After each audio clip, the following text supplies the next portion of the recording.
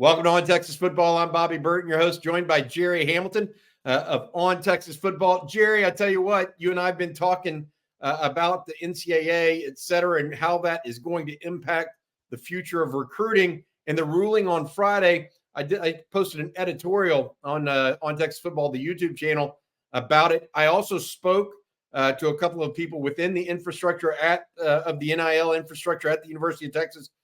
Since that has come to pass, I want to share that with you guys today. But Gerry, one of the reasons I wanted to talk to you is this. What are the players, the high school players, saying? I mean, you went to a track meet today, saw 5 or 6 guys that are in at least consideration to be recruited by the University of Texas. And since they're being recruited by the University of Texas, everybody else around the country kind of recruiting them as well. So there's this big group of guys out there. What are the players' initial reactions to this ruling up in the state of Tennessee and Virginia? I think for the 2025 kids, the junior class, which is the one we talk about most right now, I'm not sure how many of those kids actually understand it, right? Understand everything it encompasses, truly everything about NIL at this point, right? I mean, kids see name, image, and likeness and hear money, right? I mean, that's kind of what they know right now early in the process. And I say early in the process because, these spring unofficial visits and then May, June official visits, I think are going to be a whole new world for these kids in the reality of NIL, right? But there are a couple of guys in the last 2 days I've talked to that one has definitely been approached by a school already. So by the staff. I mean, so I think that was kind of eye-opening for a young football prospect. Not by Texas, by the way. No, but by another staff around the country. That's right. So good point, Bobby. If we had left that hanging, that could have been anything, right?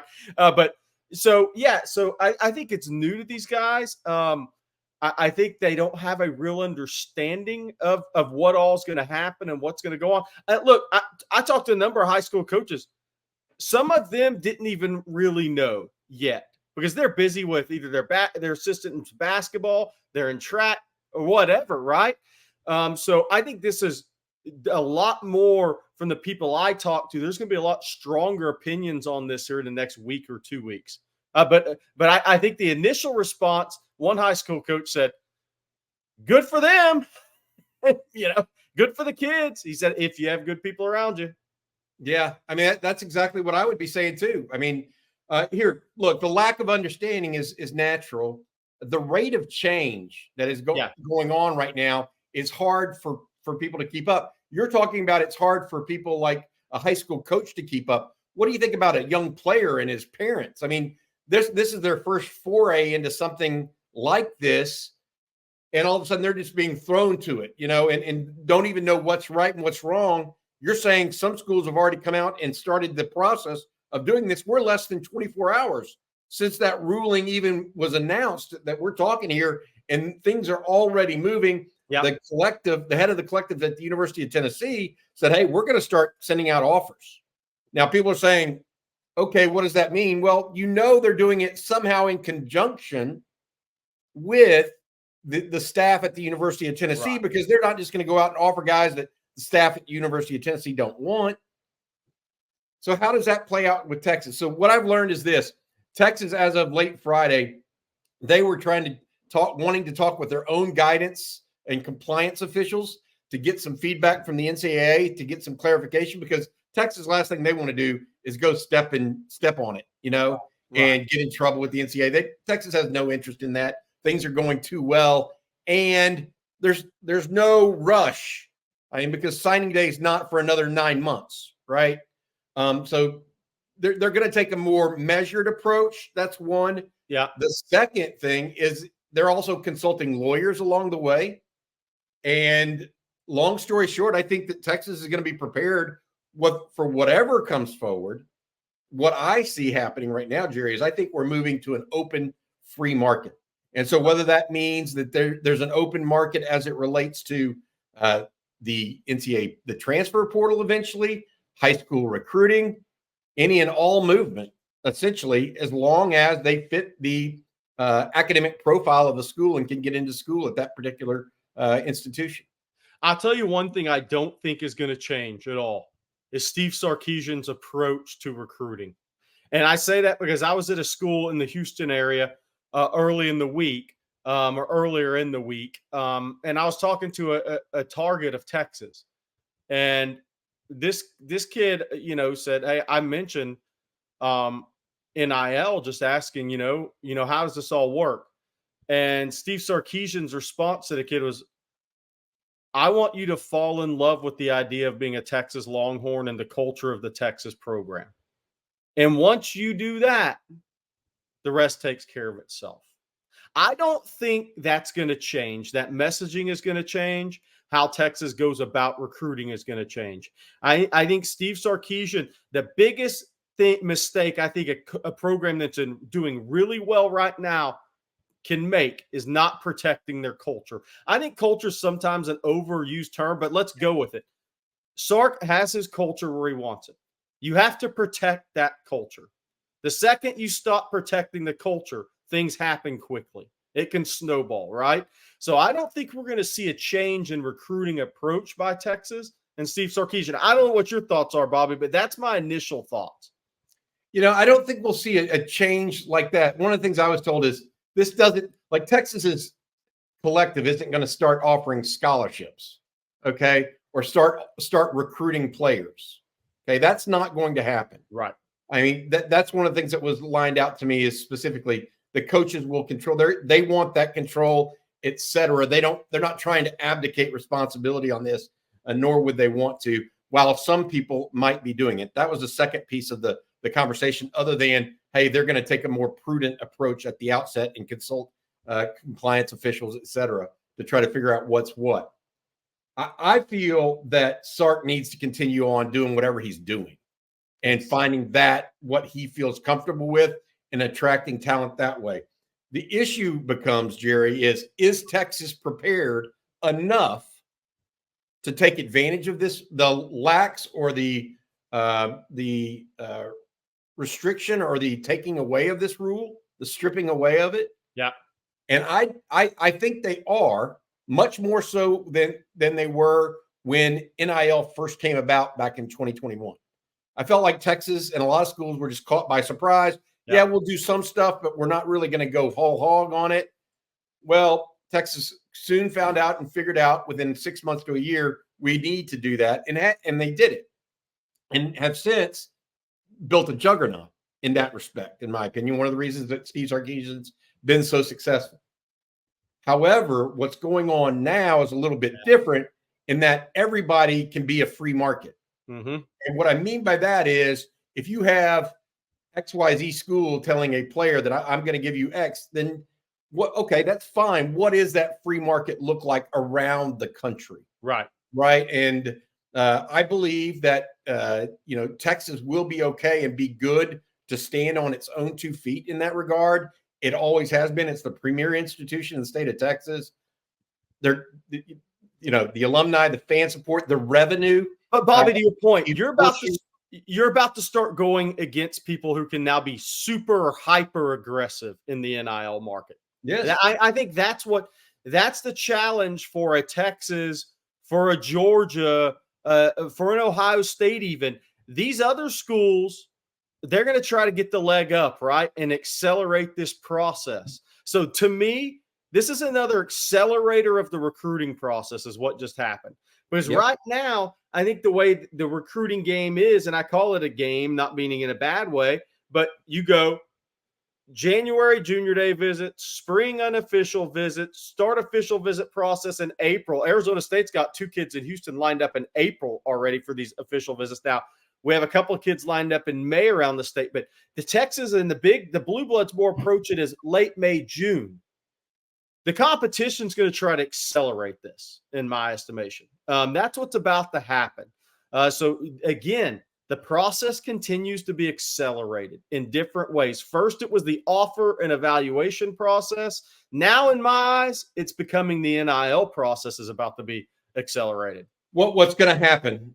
You're bringing up a good point. What's going to happen is Texas or a bigger school, that has a lot to sell.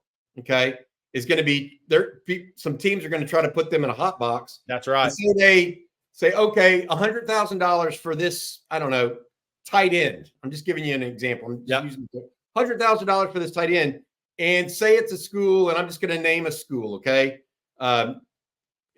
Arizona Tech. So it doesn't, not even a non-existent school, but pretend like they're in the Power 5. Right. They're Power 4 now. Okay. They're going to say, hey, we only have one spot for a tight end and we got $100,000. You're our guy. Do you want it or not? Yep. That guy in April is going to have to say yes or no. Whereas if he waited for Texas, he could get the same offer. But if Texas hasn't offered, mom and dad may get the itchy trigger finger and say, oh, you got to take this one that's on the table now. But that's a free market. You do that, to my point, you do that already. People are already doing that in everyday life. And it's going to be part of what makes recruiting interesting.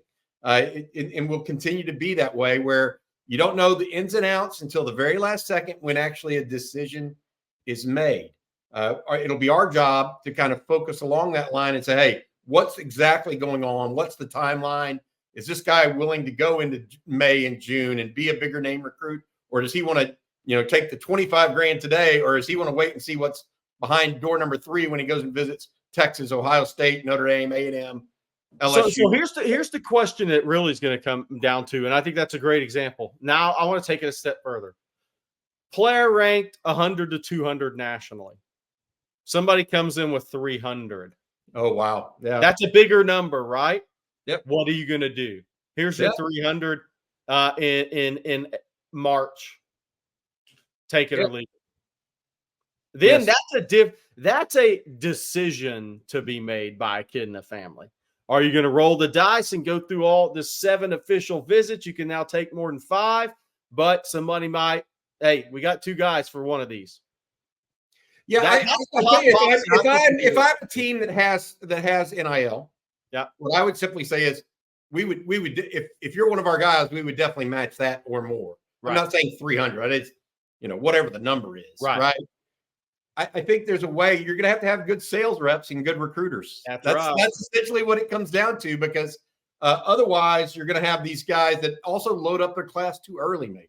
Yeah. To your point, Steve Sarkisian's got to just keep doing what he's doing. That's right. That's it. And operate within the rules, do his thing, be judicious about guys that want to be at Texas for the right reason, and then make sure, to your point, if he said that to somebody, that's a perfect example. Hey, if you want to be here, then we're gonna take care of it. Okay. But we're not going to put the cart before the horse. And that's where Texas, in my opinion, can get in trouble. That's where Tennessee's going to get in trouble. Yeah. They're going to be everybody's going to be putting the cart before the horse. Be more prudent. You may lose 1 or 2 that you want, but you're going to get a much better quality at the end of the day. And I also believe that also fits Sark's recruiting style more. Yeah. It gives him more time to evaluate, more time to press buttons and see who he wants, that sort of thing. So the other thing I would say from a high school perspective is this. So if normally, just say you're recruiting, you have 4 defensive line spots in a class, and normally you have 10 to 12 guys on that list. I could see that list getting chopped down by 2 because of that school. Okay, are you going to wait on Texas and Georgia and Ohio State, or are you going to go to school X right now? So I could see that list not being quite as big as you ideally want it. And then there's going to be, if you're a premium position player, there's going to be some real battles for you in these scenarios. Well, I think it's fair. And I want to always say this. If the schools are now, that's what happens with an open market. Yep. So now the players say, oh, well, I can go to one of 100 schools. Yep. Right. Well, when there's actually something legally binding on the other end of this,